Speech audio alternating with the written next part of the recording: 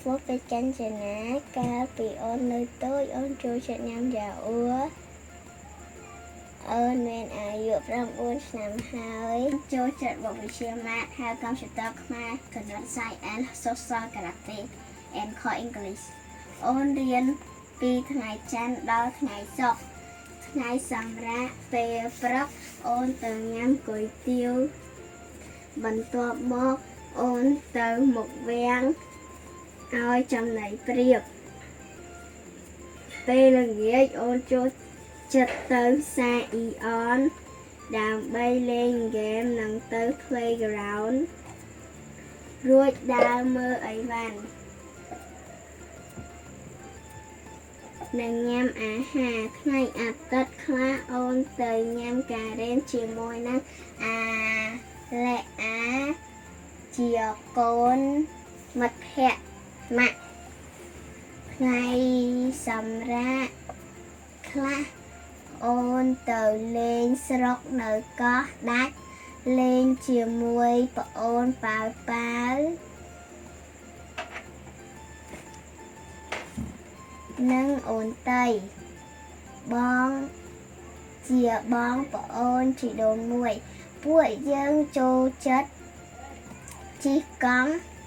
និងទៅលេងនៅសាលាអូនប៉ាវ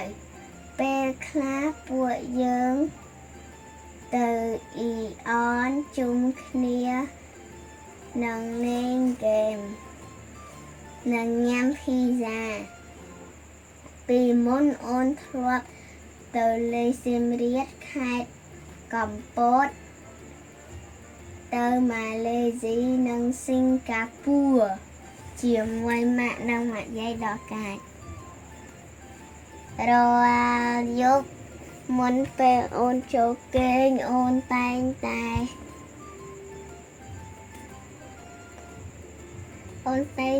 អានរឿងនិទានរឿងដែលអូនចូលចិត្តជាងគេគឺរឿងកង្កែបល្មូបស៊ីនៅក្នុងបឹងមានកូនកង្កែបមួយមានសូត្រ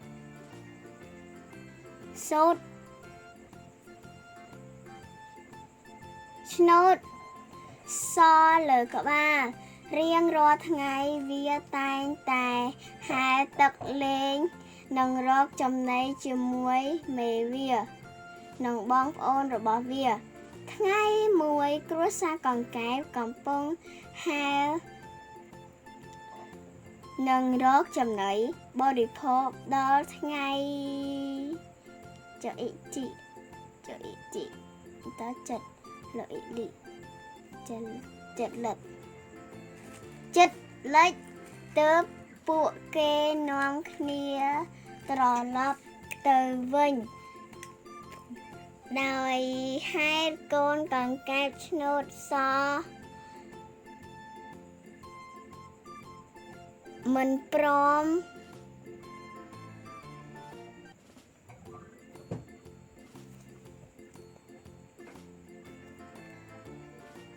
ចាក់ចេញទៅវិញទេវានៅតែឃ្លានវាចង់ស៊ីចំណីបន្ថែមទៀតកូនកង្កែបឆ្នោតសក្រ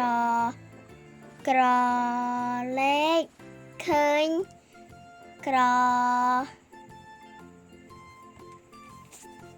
លេខមើលជុំវិញខ្លួនវាឃើញសចង្លោស្លអីស្លៃរៃវាក៏ស៊ីភ្លាមឃើញឬសចវាស៊ីទៀតវាស៊ីមិនឆ្អែតសោះវានៅតែឃ្លានកូនកង្កែបហក់ទៅស្លឹកឈូកវាឃើញអាហារឆ្ងាញ់នៅក្បាលគោក